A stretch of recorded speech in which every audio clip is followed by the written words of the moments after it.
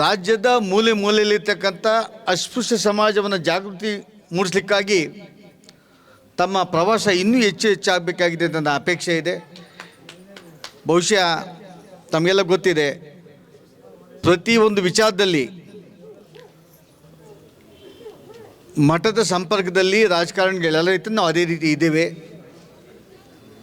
ಇತ್ತೀಚಿನ ದಿನಗಳಲ್ಲಿ ಒಳ ಮೀಸಲಾತಿ ಗಂಭೀರ ಚರ್ಚೆ ರಾಜ್ಯದಲ್ಲಿ ಆದಾಗ, ರಾಷ್ಟ್ರದಲ್ಲಾದಾಗ, ಮತ್ತು ಕರ್ನಾಟಕ ಸರ್ಕಾರ ಒಳ ಮೀಸಲಾತಿ ನೀಡಲಿಕ್ಕೆ ಆಯೋಗವನ್ನು ರಚನೆ ಮಾಡಿದಾಗ ಮತ್ತು ಆಯೋಗದ ಮುಖಾಂತರ ಯಾರು ಅತಿ ಹಿಂದುಳಿದಿದ್ದಾರೆ, ಯಾವ ಸಮಾಜಕ್ಕೆ ಯಾವ ದಿಕ್ಕಿನಲ್ಲಿ ಮೀಸಲಾತಿಯನ್ನು ಕೊಡಬೇಕಂತೇಳಿ ಸರ್ಕಾರ ತೀರ್ಮಾನ ಮಾಡಿದಾಗ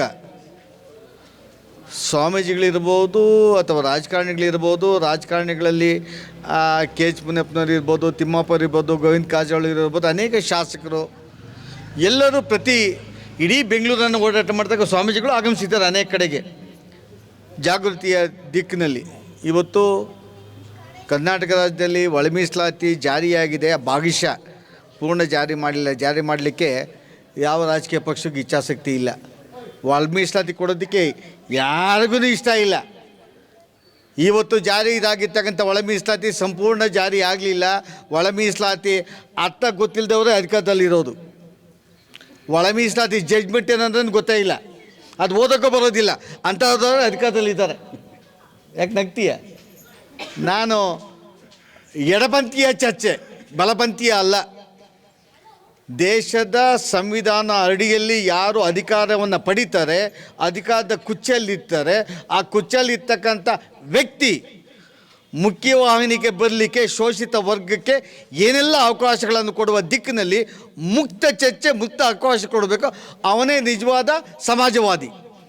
ಆ ಸಮಾಜವಾದ ಯಾವನಿಗಿಲ್ಲ ಅವನು ಮುಖ್ಯಮಂತ್ರಿನೂ ಅಲ್ಲ, ಮಂತ್ರಿನೂ ಅಲ್ಲ, ಸರ್ಕಾರವೂ ಅಲ್ಲ. ಆ ಮನಸ್ಥಿತಿ 75 ವರ್ಷಗಳಿಂದ ಈ ದೇಶದಲ್ಲಿ ಎಲ್ಲೂ ನೋಡಲೇ ಇಲ್ಲ ನಾವು. ಇವತ್ತು ಒಳ ಮೀಸಲಾತಿ ಭಾಗಶಃ ಜಾರಿಯಾಗಿರೋದು. ಅದನ್ನು ಅರ್ಥ ಮಾಡ್ಕೊಳ್ಳೋಕ್ಕೆ ನಮ್ಮ ಮಂತ್ರಿಗಳ ಕೈಲಿ ಆಗಲಿಲ್ಲ, ನಮ್ಮ ವಿದ್ಯಾವಂತರ ಕೈಲಿ ಆಗಲಿಲ್ಲ, ಗ್ರ್ಯಾಜುಯೇಟ್ಗಳ ಕೈಲಿ ಆಗಲಿಲ್ಲ, ಸಂಘಟನೆ ಕೈಲಿ ಆಗಲಿಲ್ಲ. ಅವ್ರಿಗೆ ಏನೋ ಅವ್ರು ಎತ್ಕೊಂಡು ಕೊಟ್ಟಿದ್ದನ್ನು ಭಿಕ್ಷೆ ಅಂತ ಎತ್ಕೊಂಡು ತಲೆ ಮೇಲೆ ಎತ್ಕೊಂಡು ಕುಣಿತಾ ಇದ್ದಾರೆ. ಭಿಕ್ಷೆನೇ ಒಳ ಮೀಸಲಾತಿಯ ಭಾಗಶಃ ಭಿಕ್ಷೆಯನ್ನು ಈ ರಾಜ್ಯದ ಶೋಷಿತ ವರ್ಗಕ್ಕೆ ಕೊಟ್ಟಿದ್ದಾರೆ. ಭವಿಷ್ಯದ ದಿನಗಳಲ್ಲಿ ಭಾಳಷ್ಟು ಹೋರಾಟಗಳು ಮಾಡಬೇಕಾಗಿದೆ.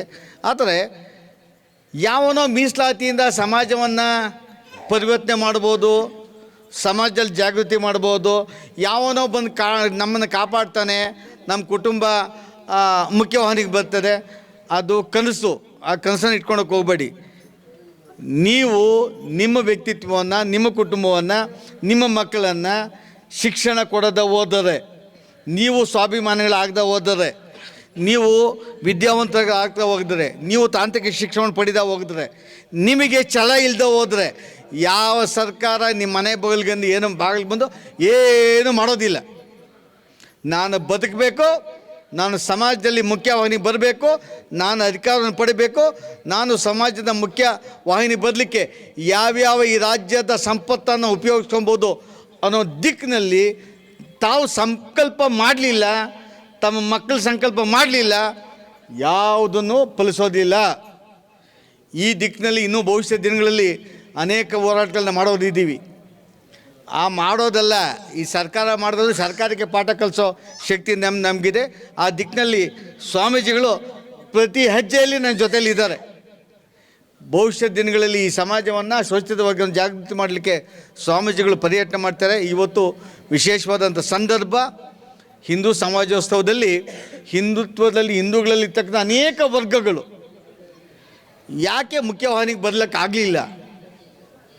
ಹಿಂದುತ್ವ ಸಮಾಜದಲ್ಲಿ ವಿಶೇಷವಾದಂಥ ಸವಲತ್ತುಗಳನ್ನು ಮತ್ತು ಸಮಾಜವನ್ನು ಅಸ್ಪೃಶ್ಯತೆಯಿಂದ ನಾವು ಮುಕ್ತಿ ಆಗಲಿಕ್ಕೆ ಯಾರ್ಯಾರು ಕಾಯಕ ಎಲ್ಲಿ ಇರಬೇಕಾಗಿತ್ತು ಆ ದಿಕ್ಕಿನಲ್ಲಿ ಇವತ್ತು ಅವರು ಪ್ರವಚನದಲ್ಲಿ ಮಾತಾಡ್ತಾರೆ ಅಂದ್ಕೊಂಡಿದ್ದೀನಿ. ಆ ಕಾರ್ಯಕ್ರಮದಲ್ಲಿ ತಾವೆಲ್ಲ ಭಾಗವಹಿಸಬೇಕು. ತಾವೆಲ್ಲ ಭಾಗವಹಿಸ್ಕೊಂಡಾಗ ಮಾತ್ರ ನಿಮಗೆ ಅರ್ಥ ಆಗ್ತದೆ ಸಮಾಜ ಎಲ್ಲಿ ಹೋಗ್ತಾ ಇದೆ, ಯಾವುದಕ್ಕಾಗಿ ಸರ್ಕಾರಗಳಿದೆ, ಯಾವುದಕ್ಕಾಗಿ ಸಂಘಟನೆಗಳಿದೆ, ಯಾವುದಕ್ಕಾಗಿ ಯೋಜನೆಗಳಿದೆ, ಯಾವ ಬದುಕಿಗಾಗಿ ನಾವು ಬದುಕನ್ನು ಹಸು ಮಾಡಲಿಕ್ಕೆ ಯಾವ ರೀತಿ ನಮ್ಮ ಬದುಕನ್ನು ನಮಗೆ ದಿಕ್ಸೂಚಿ ಇರಬೇಕು ಅನ್ನೋ ದಿಕ್ಕಿನಲ್ಲಿ ಮುಕ್ತವಾಗಿ ಚರ್ಚೆಗಳನ್ನು ಮಾಡಿದಾಗ ಅವಕಾಶ ಸಿಗ್ತದೆ.